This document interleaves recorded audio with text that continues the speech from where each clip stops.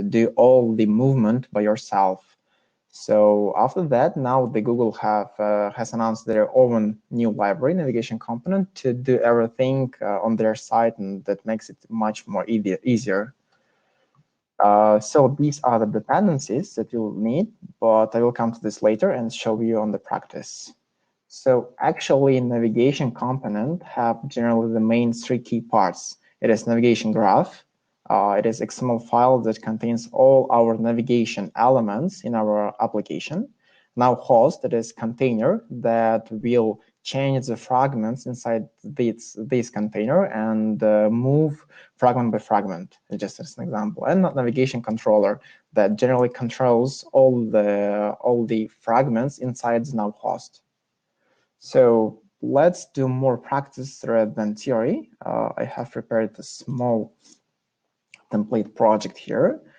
Coming to the dependencies that I have shown you these. If you look here, I have divided in two parts. The first thing that is generally important to import to our project is navigation fragment and navigation UI for the Kotlin version. Oh, here, sorry. Here I have implemented all of the things, and I will talk about the safe arcs a little bit later. So once we have implemented navigation fragment, all the required libraries, we can start creating our own navigation component application. In other words, probably you have heard about single activity patterns, where the application have only one activity and it all the fragments inside a single container. So here, what we will do today. The first thing, I will delete this to show you from the beginning. If you create an empty project, you'll have something similar to this without these elements. I will show later.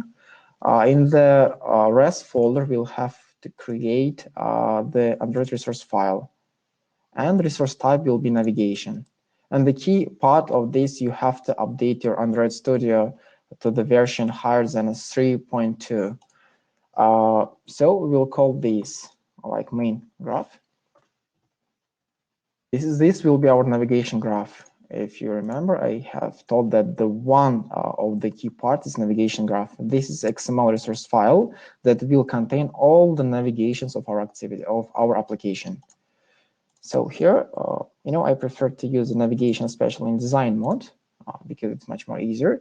Now, when we have our navigation graph, we can create one fragment. For just as an example, I create this login fragment. This is a simple fragment that inflates the view called fragment login, and here this returns on create view. Let's look to the fragment plugin XML file. That's design. It is quite simple here.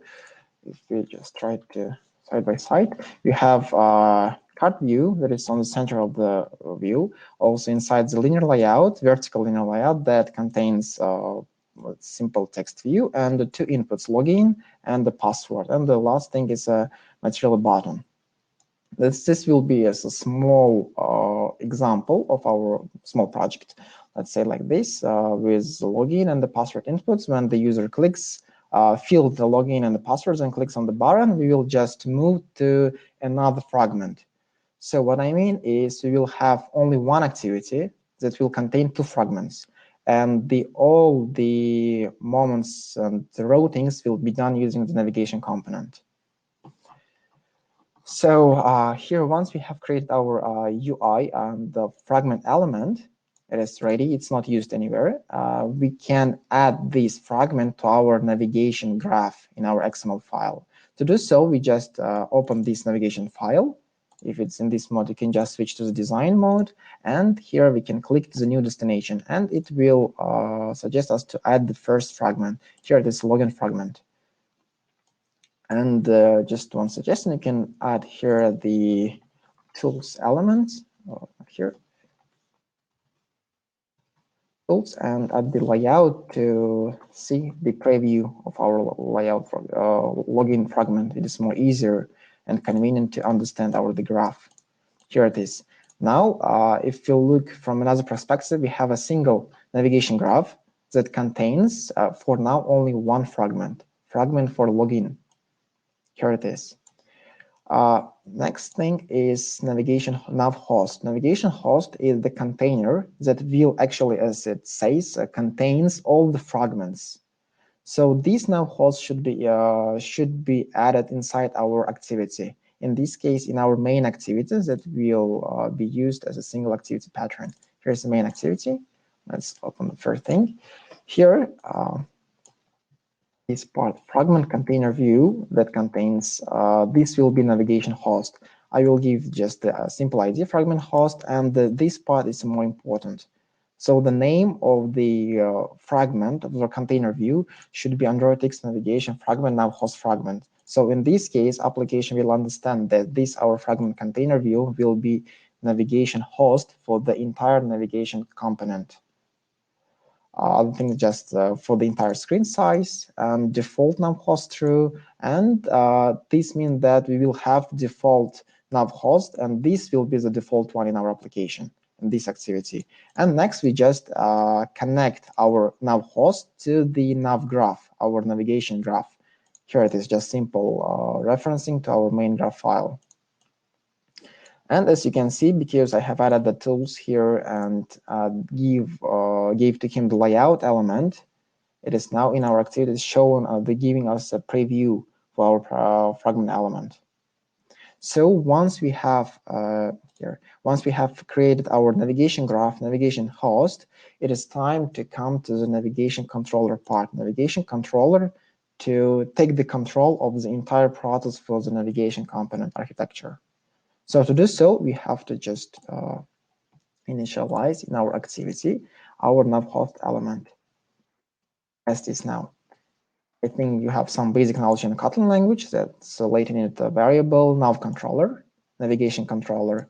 Here we find our element of navigation host, the container element for the navigation component, cast it as a navigation host fragment because we have initialized it here, that it is nav host fragment. And then just get its nav controller. It is already implemented by Google in this navigation component architecture. So we have nav controller.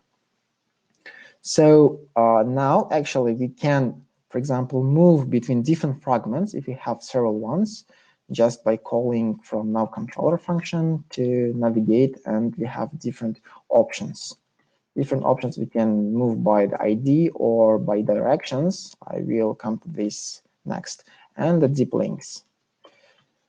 So let's come to our login fragment. What we want is to, when the user clicks on the login button, we want to open second fragment, like welcome fragment. Let's do it like this.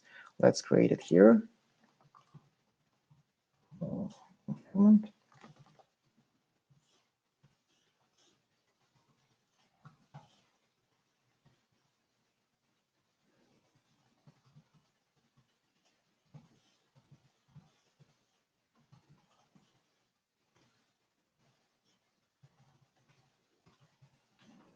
call it fragment welcome to this container. And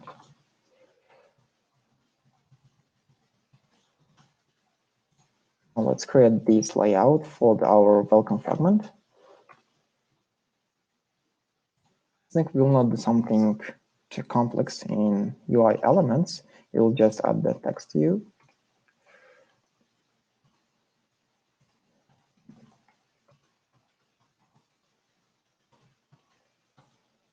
That probably will say welcome, and some name we will change it here.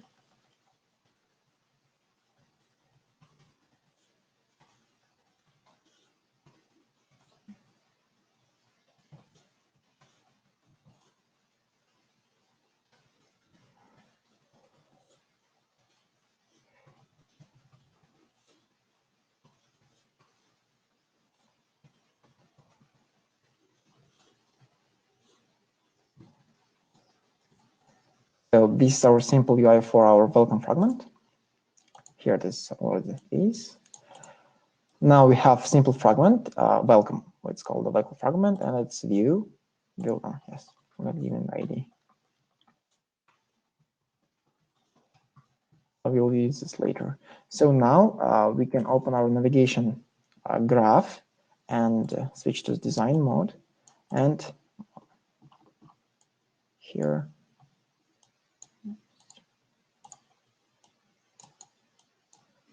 add a second our fragment. Here we see it's, I will suggest welcome fragment.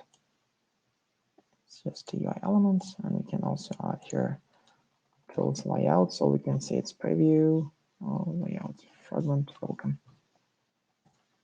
So here it is, welcome John. Remember, this John will be replaced with some other value that the login fragment will pass to our welcome page. So most important and I think the happy moment that Google had for us, for Android developers, that we can now easily make the direction from the login fragment to the welcome fragment. Before this navigation component was announced, developers had to create their own structure and do everything by themselves, like finding the support fragment manager, begin the transaction, and pass the exact fragment. And the most horrible part was to control all the fragments in stack. For example, coming back from the welcome back to the login, and when we have more and more fragments, it becomes much more harder to keep control of the entire project. In this case, especially in a single activity pattern. So now we want to move from login fragment to the welcome fragment. Let's do it like this. Here now, Android navigation component will generate the function,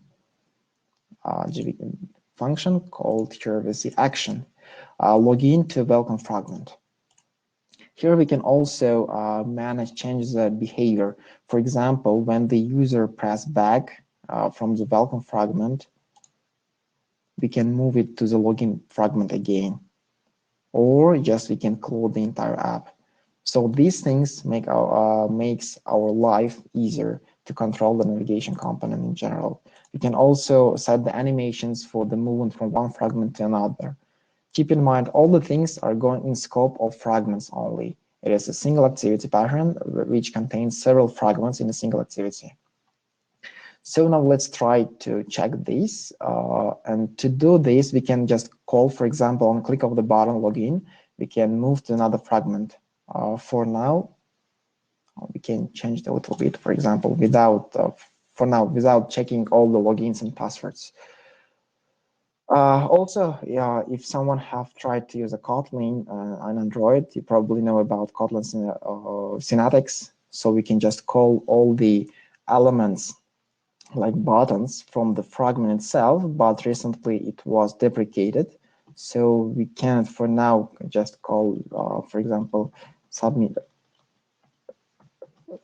button and call it click listener because it can find our ID button. So in this case, we can use view binding. How we can do this? The name of our file, fragment login, fragment binding, as you can see, it is generated file to bind our view elements.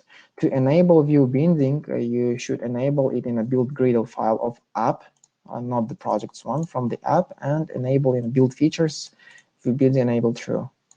In this case, we will be able to inflate our view directly. You'll need to pass inflator. We don't need to pass the name of our resource file because it's already defined from the name of the class. Inflator, the parent will be the container, and not attached to the group. And we can change actually for this type of the, and we can remove the view. And from binding, we can call the root to set the view. Now it's even suggests us to remove the null safety type, because in this case there are several advantages rather than just calling from the view and some boilerplate codes like find view by ID and so many other things like this. Now we can do everything inside the binding, like binding dot and all our elements that were in our file are here: login input, pass input, submit input buttons. All of them were implemented here, like ID for the button, submit button, pass input, login input. So we can call them directly, and they are null safe compared to the find view by ID elements. So let's for the test call it submit button. On click, just for the testing purposes, I want to move from one fragment to another on a click of the button. For now, without processing of the input and for the input of login and the password elements. We can use our navigation controller from our activity, that is here, nav controller, but there are also implemented ready to use another nav controller that can be used from Fragment directly. What I mean is the navigation component has extension functions like find nav controller. Here it is. Find nav controller finds appropriate controller in scope of the activity where this fragment is binded. In our case, login fragment is connected to our main activity, that is actually the single activity. So it finds the appropriate controller according to the nav host container where it is shown. So by having this controller, we can just navigate to our welcome. In this case, we'll have login fragment directions. Implement an action to login fragment. This class will be generated by the system when we declare our action, this movement from this fragment, from login to the welcome. The navigation component will generate the file, our initial fragment name, and the prefix directions. So in this case, we move from login fragment to welcome fragment. We already have this new file called login fragment directions that will contain several functions for directions. In this case, only one, because we have only one movement.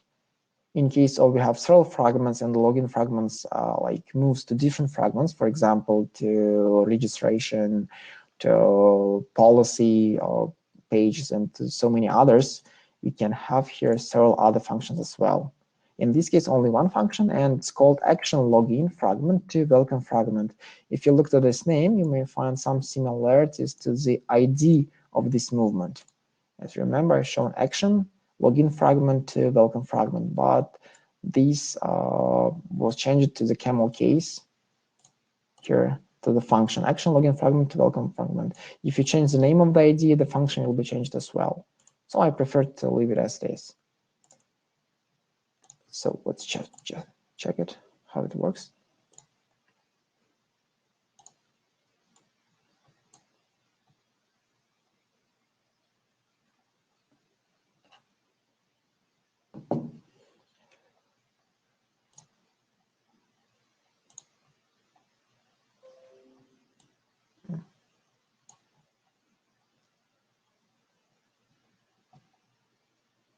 Now when we click on the login button, we have to move to the second page. We have moved, but you can see there is no text because in fragment welcome, I wrote welcome John as tools, because tools are not will not be visible to the user. So we can just also, for testing purposes, we also change this to the view binding, like binding, fragment welcome binding, inflator.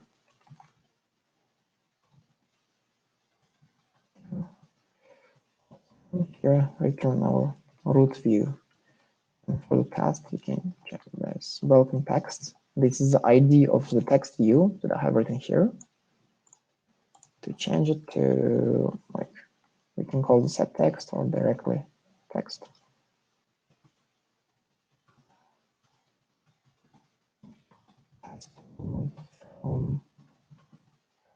Login. So this again.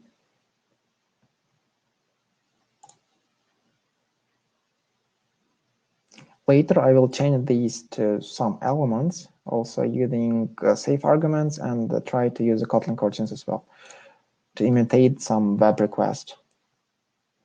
Okay, here we see our test movement from fragment login.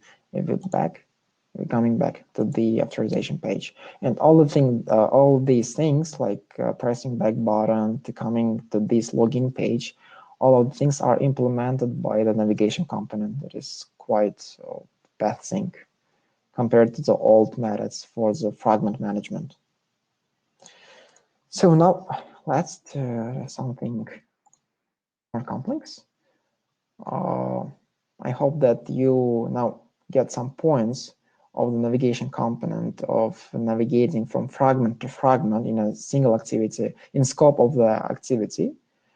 Now also let's try to add some part of the Kotlin coroutines. What is a Kotlin coroutine? It is just asynchronous programming on Android. Probably you have used something related to async tasks, do in the background, functions, and do all the thing in the background. When we need this type of asynchronous programming, when we request something when we retrieve data from the network, from the databases, sometimes when our process or functions take more time, and the user had not experienced the freezes and the pauses, because if we do everything on a main thread, on our UI thread, for example, if I have a progress bar, these progress bars will freeze until our request in the background will be done. That's why we need something asynchronously. So to implement the Kotlin coroutines, we have that in our dependencies, these two lines, Kotlin's coroutines core Android. Let's come here, where they are. Implement them, coroutines. Oh, okay, new version available. Okay, let's do this. Now we are implementing coroutines. I want to show you how we can do the background tasks much more easier than it was with the simple Java's async tasks. I'm not talking about the RX Java and all the new stuff. It's also much more easier than the Java's async tasks. So we have implemented coroutines. Let's do like this. The key moment of the Kotlin coroutines, all the background tasks in coroutines, let's call them coroutines functions, should be done in not simple like back function, but to make this function coroutine in a background asynchronously, we have to just add the suspend name. It is somehow in other languages as async. We add some prefixes here, and in Kotlin we do it in this way, suspend. This means that this our function, back function, background function, is now a synchronous function that will be computed in the background task. The key moment, it is important to note that coroutines background tasks are not the same to the threads in Java. What I mean is, in simple Java, if you want to do something in the background, we create separate threads. So in some cases, when you have much more processes in the background, you have to create several threads to do this in the background concurrently. But Kotlin uses coroutines in a way that we can have several coroutines in a single thread. It is somehow the process of pipelining. We can have several coroutine functions in a single thread. The main is if we have like thread from Java and call it sleep function, for example, for 1 second, this actually will sleep the entire thread. And this is a wrong way to imitate like the pause in a background task, because our single thread will freeze that can have several coroutine functions. To imitate some pause or time, we have the delay function. It's from, as you can see from the Kotlin coroutines, for 1 second, for example. In this case, this delay will be used in scope of this single coroutine function. Also, another moment, the suspend functions, coroutine functions, can only be called from another suspend or from the scope of the coroutine functions. For instance, we can call on click of the button, for example, here, we can call our background function. Yes. Because these suspend functions are called the coroutine scope, because this is our UI thread and our UI function. To do so, we can use coroutine scope, like coroutine scope, coroutine scope can have several types of the scopes, like IO, main, here it is, like dispatchers, IO default for long-running tasks, IO for example, database access or just web requests, and the main is UI. For UI thread is our main thread. Let's make, for example, IO thread, and we can launch this. And now from inside the coroutine scope, we can call the background function. In this case, we are actually creating a new coroutine scope. Under the hood, it will create in a single thread some function that will run this background function in the background, yes, in the background in the coroutine scope. Actually, we can do this, but the key moment is the coroutine scope will live until this function is done. So in order to connect somehow to our fragment lifecycle, we can use our lifecycle scope. Here it is. This means that when the fragment is destroyed or it is going on pause or will be switched to another fragment, this scope will destroy our background function, and this function will stop working. So we can just call the launch and set where we want it to launch, for example, in a background for IO thread, and launch it here. If you are familiar with the view model concepts like MVVM, you will have inside the view model file like view model scope, or the same as its lifecycle scope. Because I'm inside the single fragment, I can have the view model scope now here. So if you do this, like just test here. Also, another point, we can switch inside the certain coroutine scope to another scope. For example, I'm launching this background function in dispatcher of IO for making the request, input-output request, like for databases or requests for the web. And I want to do something related to the UI. For example, change the name of the bottom to another, for example, if it is here. For login, change it is done. And to do so, it is actually the UI thread. To do so, I have to switch and again to the main dispatcher and do this. And I can also do like lifecycle scope, create like use this scope again and launch again, but we can change it directly here, like this context, dispatcher, main here. This will call another coroutine, actually just switch the current coroutine to another context. For example, background function called from the IO context. And now once delay is done for 1 second, let's make it 2 seconds. We change the scope, change the context to the main, to the actual UI thread. To access this button, let's make our binding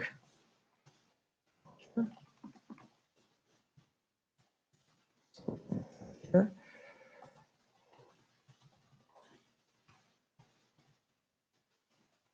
Submit. And we can also call the delay function. Also remember, this delay will not freeze the UI because it is in scope of the coroutines. We can scope again like for 1 second, and after the second we can move to this our welcome page.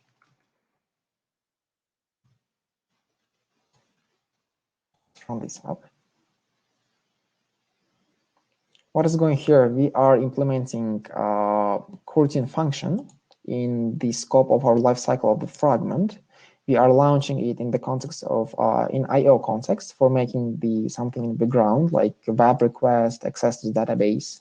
We are calling inside the scope background function that will wait for 2 seconds, then switches its context to the UI thread again, to the UI main context, and changes the button name to done. Again, waits for 1 second and move to the welcome page. Also note that the suspend functions, this asynchronous function will call all the line by line. What I mean is everything inside this function will be executed line by line. So first delay, then these contexts, and next it will, for example, do something again in the IO context if I write something here. So let's check. 2 seconds. Done.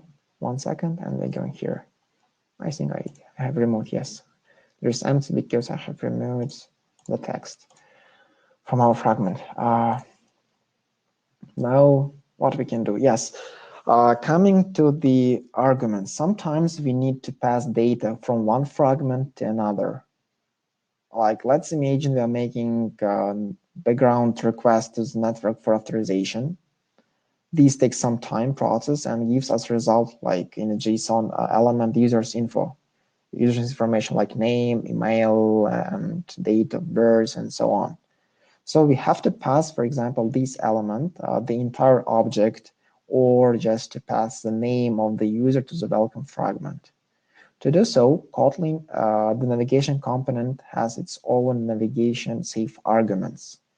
We can implement these arguments passing elements as it was in a previous as it was in initial stages of the fragments, like using the bundles, the elements of the bundle, pass the bundle with the fragment, then they parse all the bundles, find by and do all the stuff. But life is more easier. We can use live arguments, safe arguments. As remember here, I showed that we can add the safe args plugin and also apply this plugin in Android's navigation safe args Kotlin. So let's come back here. In this case, these dependencies are not from the app Gradle, but from the project's Gradle file. So not the app, they are moving from the project's Gradle.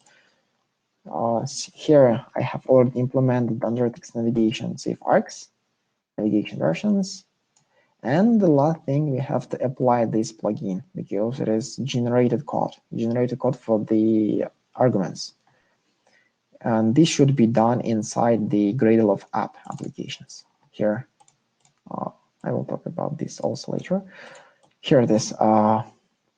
I think I'm using the a bit newer version of Gradle. That is why in this syntax it is like plugin ID. If you have older version, you'll just write it as it is here, like apply plugin and this Android navigation safe arg Kotlin. But it is already done in my case. So let's see how can we pass, for example, the name of the user. For example, let's first create some imitation of the model. Let's take that we have some model. We have the class for the user. Let's call it data class.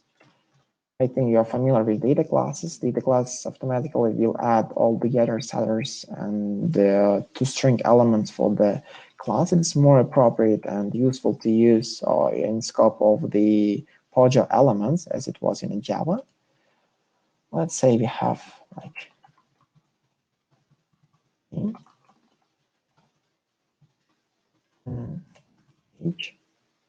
age will be also in string.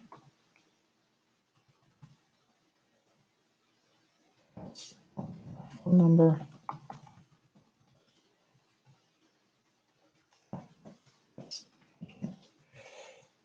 First, it should be in string. So let's now make that come to our navigation graph file back here, the design mode. We want that our welcome fragment will receive arguments. It doesn't matter from which side we are coming, from login fragment, or we have another fragment that moves to the welcome fragment. So we have to add our arguments here inside our welcome fragment. Just plus button, name. Let's for the first example, let's call its name. We'll pass only one argument, not the object. Pass only one element. It will be the string, and we call its name. And the type it is string. It is not nullable. It is important to pass. No default value. So we are here. So we have to rebuild our graph. So you can see it here now. Let's wait.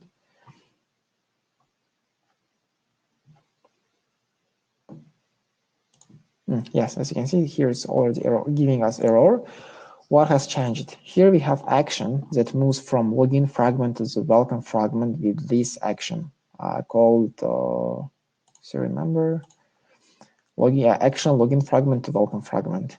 Now, as we have added the arguments to our fragment, it is saying that we have to pass something.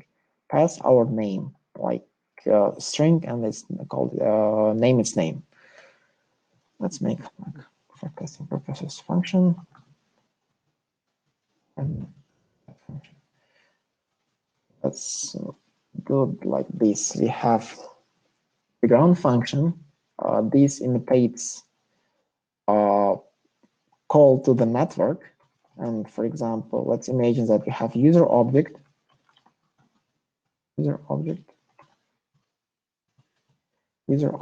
that's like boy, age 422, and the phone numbers.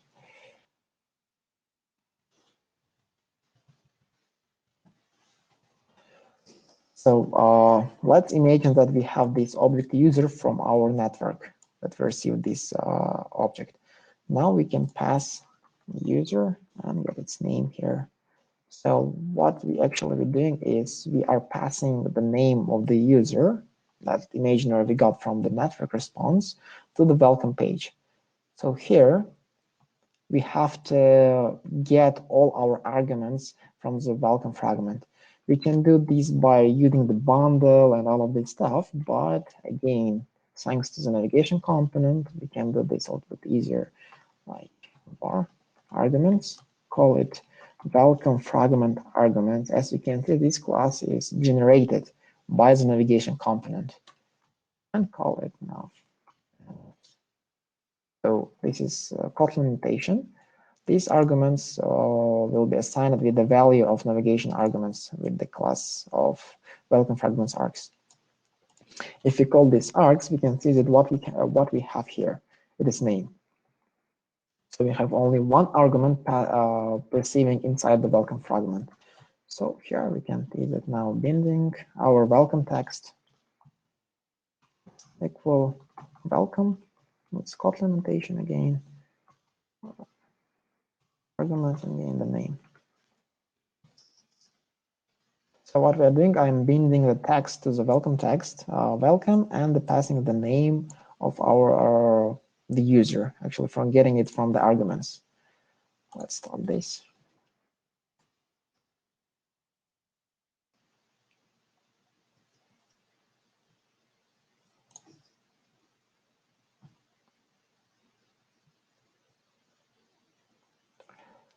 Login, 2 seconds.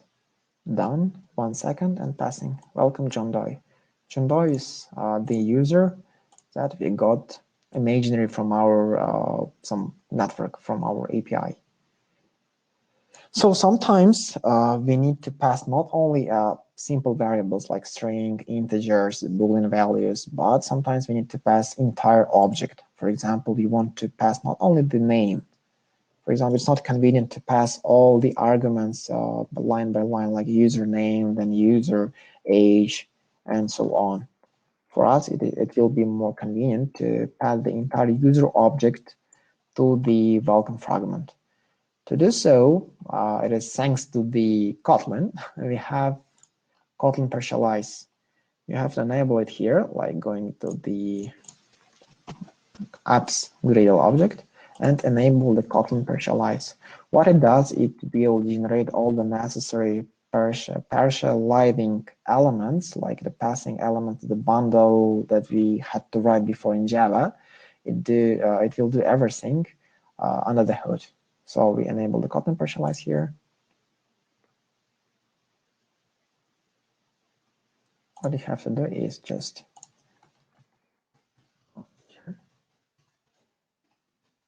partialize. As you can see, Kotlin partialize. And it will suggest that it's not a partialable.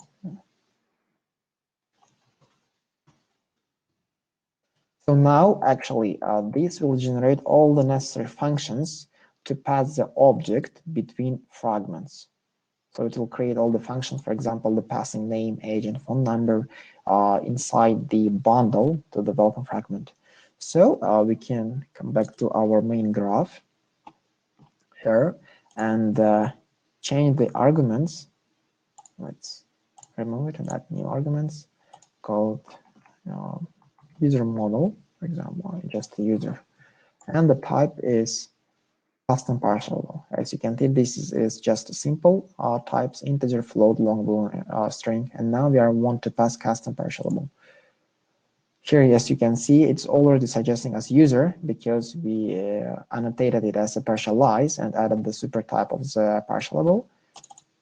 It is not nullable and no default value here. And if we rebuild it again, it will give us already, oh, well, it's working. Runtime already.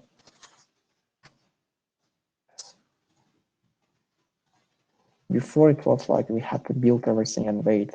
I think there's something new version and it is working flawlessly. So actually we can now pass the entire user object here. And that's it. So what we are doing here, we are getting some imaginable data from the network, waiting 2 seconds, getting this data, switching to the main thread, to the UI thread, changing just as for example purposes, text for the submit button to done, and again waiting for 1 second and switching to the welcome fragment by passing our user arguments. So here you can see it's already giving us error because we do not have name, but we have user. We can call user name. Let's add, for instance, here it's age. Age. User age. And that's probably the phone number.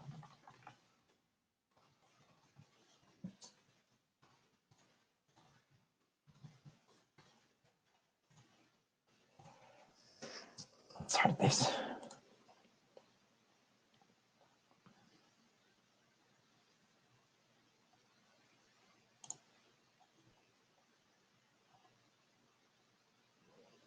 Pressing the button, waiting 2 seconds, 1 second, and here it is. Oh, the age is this one. No, do not need this code here. So we see that we are successfully have passed the entire user object from one fragment to another.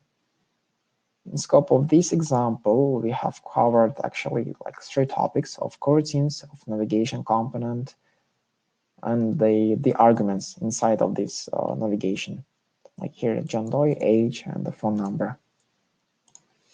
So again, as already giving the overview, we are calling our lifecycle scope coroutine function for inside of IO context to make something in the background like accessing to the network, database, and many other stuff that may take some time. So then we are imitating 2 seconds for the request. Then imagine we are getting this data from our network. The user, his name is John Doe, age 22, and this phone number. Then we are switching to another context, to the main context for UI thread, and changing the submit button text for done, waiting again 1 second, and then moving to welcome fragment by passing this our user element. So what it had here, Jetpack Composer. This was just as an example, but you can do everything much more beautiful way and with good programming practice, like doing using the patterns of MVP, MVVM, using interactors to separate the main logic, UI logic, and change everything here. So now let's talk about Jetpack Composer thing. If you have any questions, you can write it on the chat. Let's check this. You have to chat something. No, don't have chat. So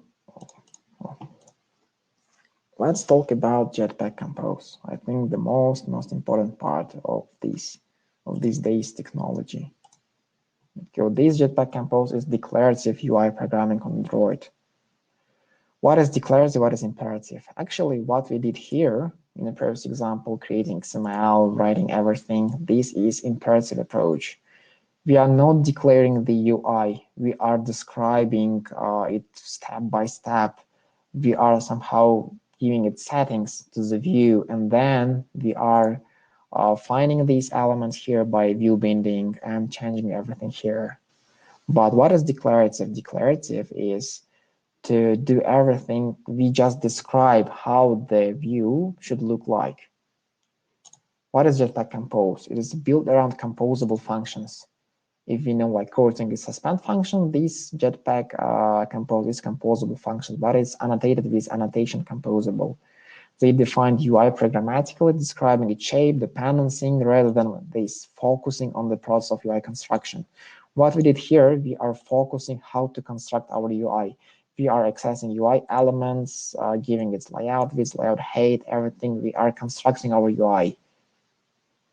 So to create composable function, just have to annotate it with the composable. To do so, to use just Jetpack Compose, you will need a kernel version of Android Studio. As you can see, the color is different. Here we have another Android Studio, but this one is a kernel version. Let's change it. I have already created Compose UI, but you can create it as new project, for example. New project, empty Compose activity. As you can, this is a preview. So let's Compose UI. This Jetpack Compose library is still in alpha version. What I mean is many things are still in change. For example, one certain type of the button and the functions may change for the next update. That is why I think it is better to wait at least for the beta release, but you can try to play to see how it works. Let's come to the presentation until it loads. How it looks like, let's talk about this moment. This is, as you can see, we do not have any XML files. Everything is implemented inside the single file and in scope of the Kotlin language. So these definitely increase our coupling and cohesion in our code. So we do not need to like load our XML file, access by the view binding or find view by ID elements. We do everything in the Kotlin language. The set content, it is similar to like set content view, and we are passing the view element. And here we just call the composable functions. Composable functions is view elements. So if we did before in XML, like calling the elements, yes, in XML file, like button, text view, construct the UI, now we just call the functions. Here the element like fun, greetings, we can, because it is simple a Kotlin language, we can use all the powerful functions of Kotlin inside the scope, like greetings, name, string. If you are familiar with Flutter and other declarative programming languages, I think SwiftUI also in declarative manner, TornadoFX, the Kotlin version of the JavaFX, it is somehow the hello Flutter, I think, from the Android team. And probably in the future, we'll see their combination to the single library, probably. So here we just calling the greeting function, and we are passing the argument like name string class. And this composable will generate the text view and pass this text hello and this argument of the parameter of the name, hello class. This is quite, I think it's more even easier compared to XML, but if you have already developed for several years in XML, I think it will need some time. You will need some time to change your mind to thinking in case of declarative programming as an imperative one. So let's take an example a bit. Here I have created small like design, so we can see how it is beautiful and implement in much more easier way compared to our old imperative way of declaring with XMLs. For example, to do these rounded corners in a previous imperative way, we had to create some drawbells here, if you know, giving it the shape, giving the corner, the background, especially this drawbell to a certain view. Now let's look for the code line by line. We have actually these UI theme were created by the Android Studio itself. I didn't do any magic here. The color is implemented by Android Studio. Color, these colors, shape, round shape, same. So if you try to do it by yourself, it will be generated under the hood of Android Studio empty compose project. And the type. So here we can change, for example, themes in much more easier way. As you can see again, if you try to compare, we do not have any XMLs like style XML, we do not have themes and so many other things. Everything is done in a Kotlin language. So we do not have any other resource files for now. Here it is. So describing the material theme, shape of the corners is somehow will be used in our in scope of the material design. The type for the typography, for the body, we can use all the thing of the material design, themes, and the colors. We can create other colors as well here. So coming to the key moment set content, we are setting the content for the this is actually is also a composable function that you can see that will run the composable function under the hood. So this one is not a composer, it's simple Android from we are changing the status bar color to the color white. It's Android graphics color, not the compose color. And this is the compose UI login screen. Login screen is my function I have already created. As you can see in the preview, I'm just calling the single function to implement this composable function. Also remember that as it was in the coroutines, for example, coroutine functions can be called inside the coroutine scope, like suspend can be called another suspend or inside the coroutine scope. Here's the same. The composable functions can only be called inside the compose function. For example, here I can't call the login screen because it's not in scope of composable function. So what inside our login screen, inside our composable function, and what is a preview? Preview is somehow to demonstrate how our preview is working. We can see inside this Android, but because now it is in alpha, it is not working as properly. It's not as fast as we want, not as Flutter, unfortunately, not as so fast. But you can wait, click the refresh to wait until some time while the UI will be built again. So let's build diver. So what is surface? What is other elements like column, text, spacer, and so many other things? If you remember in XML file, we had like linear layout, we had frame layout, relative layout, and many other things. In composable function, we have different types of layouts, and by default, everything is implemented in a stack manner, like one in another. Like let's take this. Sure, I'll comment them for a moment. Let's create text. Let you have a text like hello world, and then we create another text. The set, and so on. I build it, and you'll see what will happen.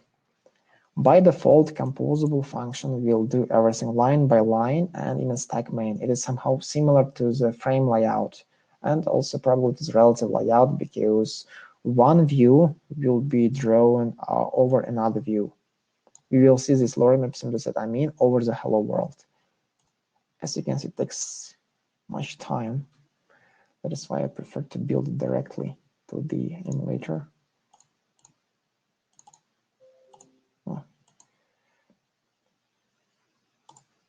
Oh, so it didn't change. Let's build it. I just want you to show by default is composable functions works. If you just call two texts line by line.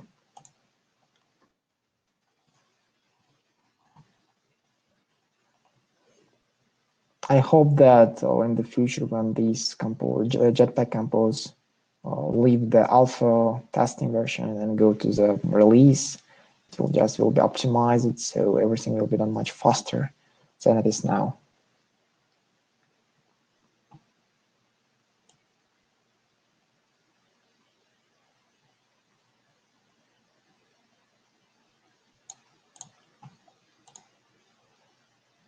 Installing.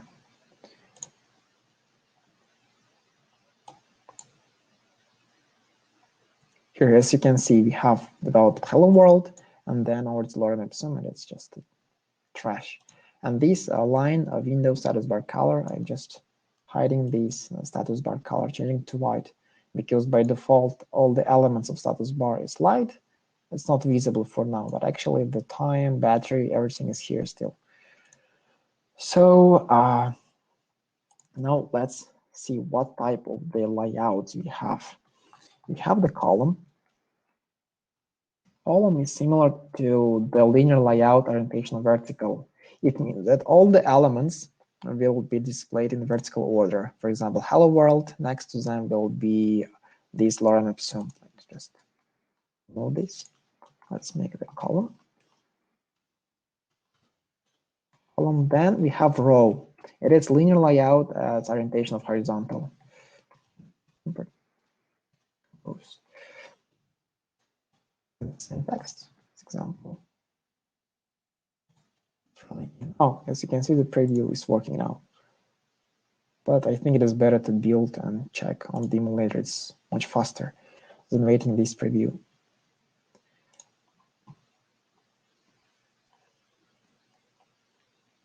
What we did, the first thing is column. Just a second. Oh yeah, look, because we have created the column and then row, all two of these layouts, column and row, are now drawn over its layout, like on its layout. For example, the column is drawn, hello world, and the next is lorem ipsum.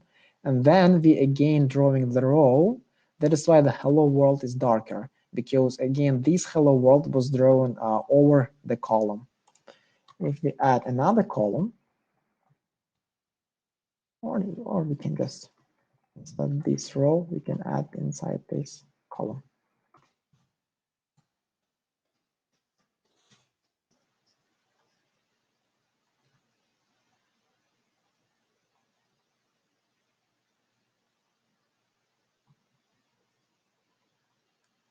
Now here it is. The first thing in column, everything is aligned vertically. The first element of the column is hello world, then lorem ipsum, and then row layout that will draw everything horizontally. It's like linear layout orientation horizontal. And we have text, again, hello world, and then lorem ipsum is what I mean. So that's cool, yeah. And now you may ask that how we can change, for example, as we did in XML files, for example, give the margins, change the style, and so many other things. To do so, composable functions, and these these text, column, all these are functions. We can pass different arguments. Yes, you can see what type of the arguments we have. Is Control-P button will show all the arguments. We have lots of the parameters that we can pass inside the function. And these parameters actually change the behavior of our UI element. And this is the moment of declarative UI programming. We are declaring our UI. We are not constructing it. We declare how it looks like. We can change our own custom elements by using these predefined all the elements. For example, we have parameter called modifier. Modifier actually helps us to change the view as it was in XML. For example, give the margins, paddings, set the height, set the widths, and so many other things.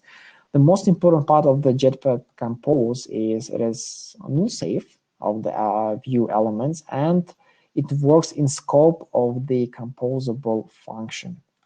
For instance, in XML file, you can, for example, use certain types of elements like set gravity, layout gravity, just gravity, and you do not know whether this element supports or not gravity. But Jetpack Compose, because it works in just pure Kotlin language, it filters all the available modifiers.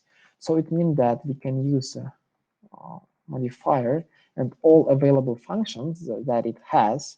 It will 100% will work because it already filtering, sorting in case of the scope related to the column and the text.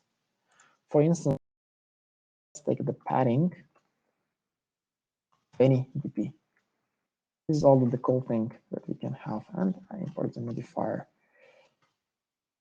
Actually, this is the object modifier that has several functions that will be called in a chain order. For example, padding nets, we want to set the preferred height. For example, height for the hello world will be shorted dp. Let's try to run this. Note that the modifier functions will be called line by line. Here I'm first calling the padding. It means that the text will create the padding, then it sets its height. So in some case, we do not need margins anymore. The first thing, if you in modifier, if you call the first padding, it will act as a margin. So we can call another padding is here.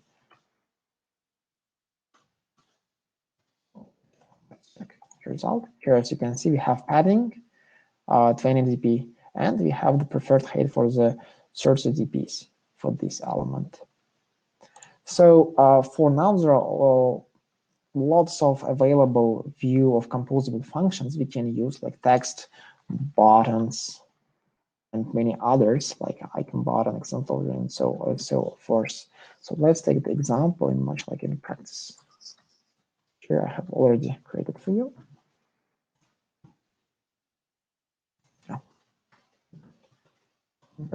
And I will describe everything in detail now.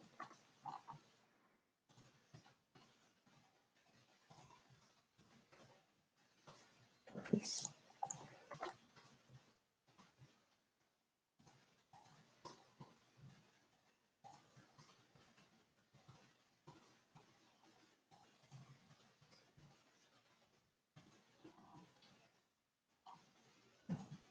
Also, note that the icons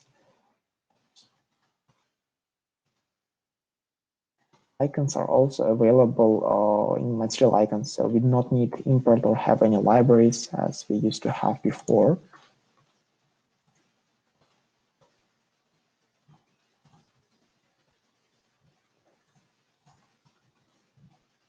Don't worry, I describe everything line by line again. I just want to build this and show the final result.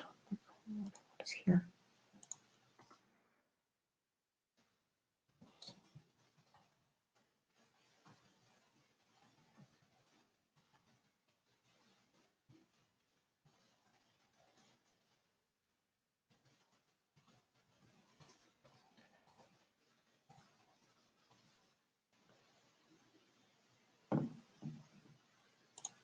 Let's check what will be.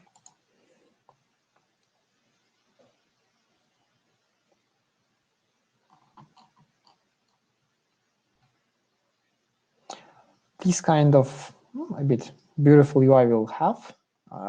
So let's dive deeper. What is here? Let's look like buttons enabling when the inputs are not empty. So these all of these are implemented in much more easier way compared to the imperative UI. So the first thing is, as I had by default, everything will be used just in a stack mode. The first surface, it is just like the simple layout, surface elements that can have the background like color. The first thing I'm creating the surface with the background purple. That's a simple color that Android have generated, and I'm giving the modifier that it has to use maximum size. It is similar to like width match parent, the height is match parent. As you can see in the background, we see this purple color. Next, I'm creating another surface. Because this surface is empty, and two surfaces will be drawn one over another, like as in a stack mode. So in this case, I'm giving this color white, as you can see this one. Then I'm changing its modifier to fill max height. If you do not give the fraction, by default it's 1. It means that it will use the all available height. But because I'm giving the fraction, I'm giving like 90%. It's more in the proportional mode, and I'm telling that we have to use maximum height.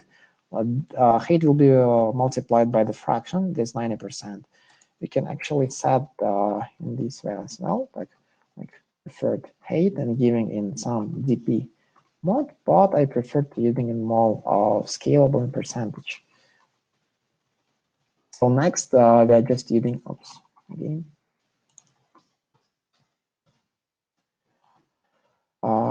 Next, we are using the max width for this white, and we are giving the shape. Look at this point.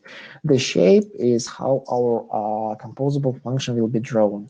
It is somehow the clipping our UI element by rounded corner shape. This is already implemented under the hood of the Jetpack Compose. And these are the corner radius for the top left, top right, and bottom right and bottom left. So I'm just giving the 0, 0 DPs and 64, 64 for this point, just to somehow it's more beautiful in this way. So actually, it's for this point, I think it's quite easier to understand what is going here.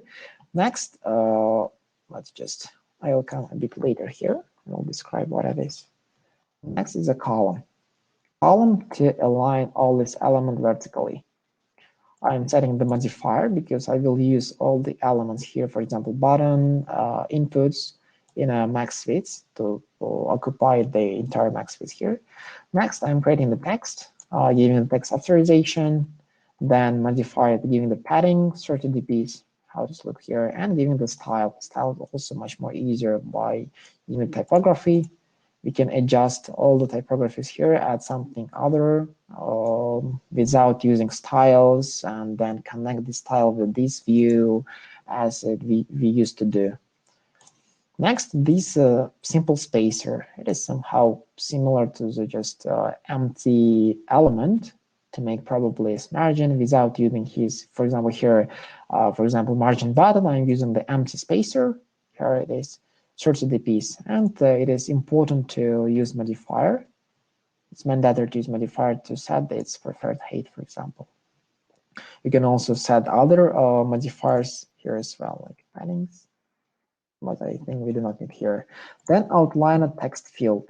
Outline text field, it is material-based design because we have different text field, simple text field as well, outline, basic, core, and so many others. I'm using outline text, and as you can see in this design, it's more beautiful here. And the value, we will create like outline text field. We'll change it value to, I want you to understand this moment. On value change, it is also already implemented. I'm using the value login here, just like leading icon, modifying this here.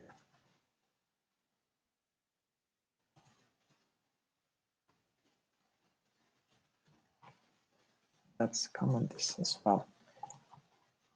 What I'm doing here, I'm creating the outline text field, giving the value as login. To see it, let's log in here on value change, giving the icon, leading icon, the parameters, all these parameters available, so many other settings we can set for this text field.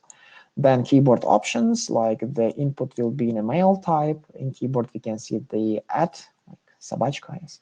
At element, then modifier, giving the padding, horizontal 30 dps and the vertical 40 dps. Let's run this. Oops. Something. Oh, also let's this enable function as well. Show this.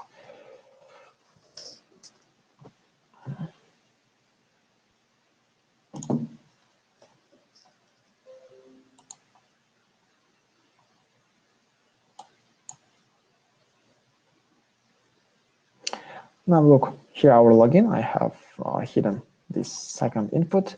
And what will happen if I try to input something, write something? As you can see, nothing is changing. What happened here when I write the value? Actually, this value will store the value of the input. And I'm not changing when the user types by the keyboard something to the input. Here it is.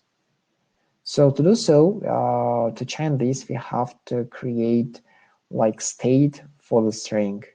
Jetpack Compose have its own state. For example, here login, and what is remember? Remember, as its name says, remember the value of the input. Because even when the composable function can be redrawn when something will be changed, in this case, it will restore all the value of the state of the input here. For example, I'm developing the mutable state of the empty string by doing this inside the remember and setting the login. Here, I can change the value to login value, and when this value will be changed, login value equal to the age. So I want to add the label. Actually, as I did here, the label will be, as you remember, there was animation. When you cook, it's like hint. Previously used in XML format hint, this with animation goes up. So just let's this uncomment and use this as the same already.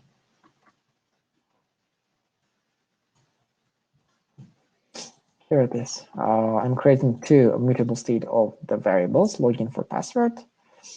By remember, if in case of this function login will be called again, remember will restore the previous value of the login. That's why. But I can also, for example, discard this remember. It will work as well. Well, and this is the same, like the login value, login input. Now it is password input, spacer. Again, the empty like space before the button. And now we are creating the button modifier. They're giving to it like padding. As I said, the first padding will work as the margin. Here, as you can see, the first thing I'm changing it's padding, and then I'm setting its width. So it will set the padding and then set its width. So it's work as a margin actually. Then I'm changing the colors, the button constants, default button colors, because everything will be the same. I just want to change the background color and the content color, the text. Here, as you can see, the text is white and the background is teal. As I said, if you have used Flutter or try to do, it is some kind of similar, because inside the button, in XML, we used to have, for example, something similar, for example, text,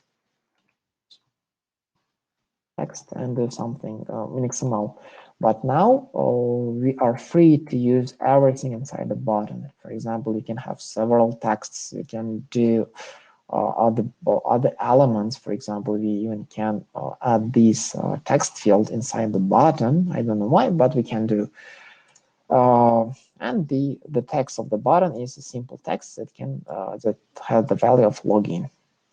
Now the key moment and the interesting part is enable the function, because everything is now written in a pure Kotlin. We can set the value enable true false by just checking the values of these our login and password. For example, enable will be true when the password value is not blank and the value is not login value is not blank.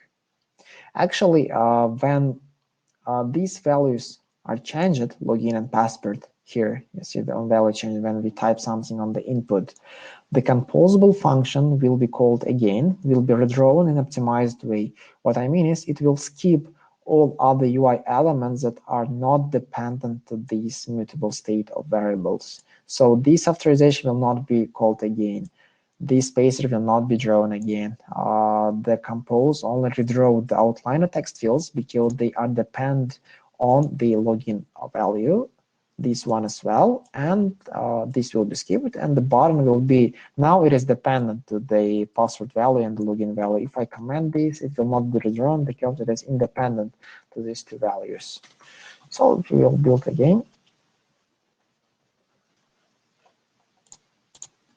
You can see how it works.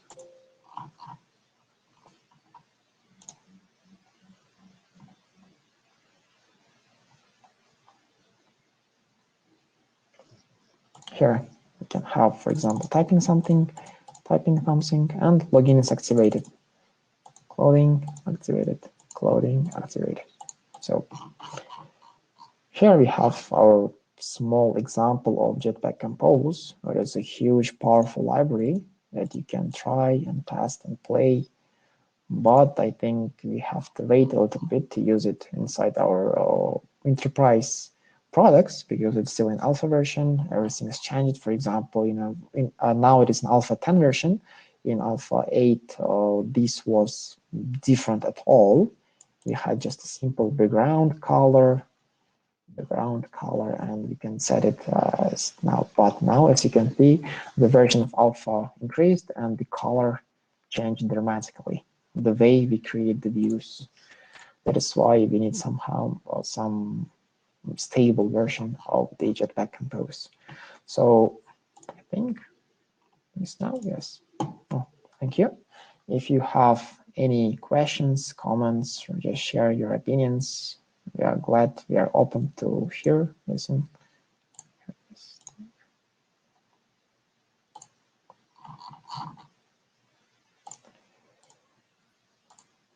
Dildara? So thank you very much for your time. We have some questions. Yeah. Could you please answer them quickly? Multiple activities, well, in there, as it says, where it is multiple activities. Well, sometimes it is better to use activities, yes. For example, when we have something hard processes that may take some time, that is expensive for using in fragments. But actually now, with the help of the navigation component, it's now much more easier to control the fragments at all. Generally, we can use everything in a single activity pattern and use everything in fragments. Is Jetpack and a set of libraries? Yes, Jetpack. Jetpack is, as the name says, Jetpack was developed by Google to change the way Android developers work.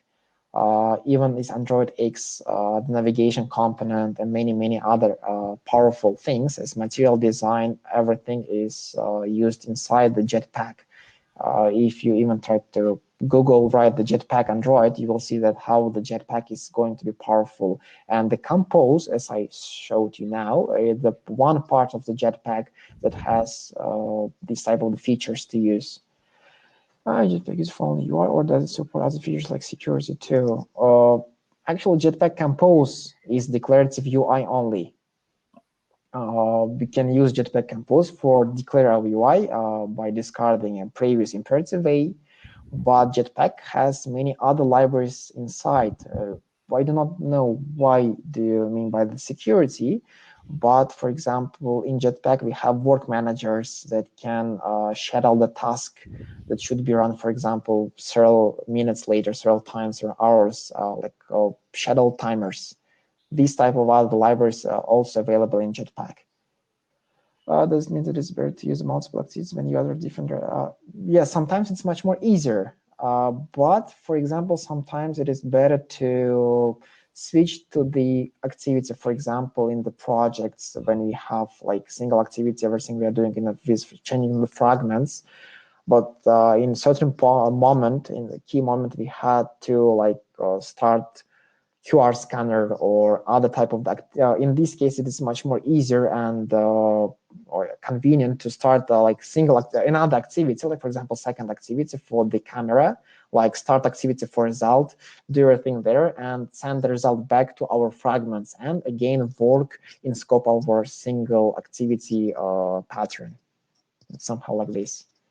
But actually, we can do everything in a single activity as well by fragments, but it depends on your user interface, how it is implemented. For example, if you have navigation button, navigation elements like top bar, bottom bar, and many other stuff, you have to control in case of your significant change of your design. Okay. So thank you for your time, and I think it was very insightful and useful for our participants. Thank you. See you in our next event. Okay, thank you. Bye.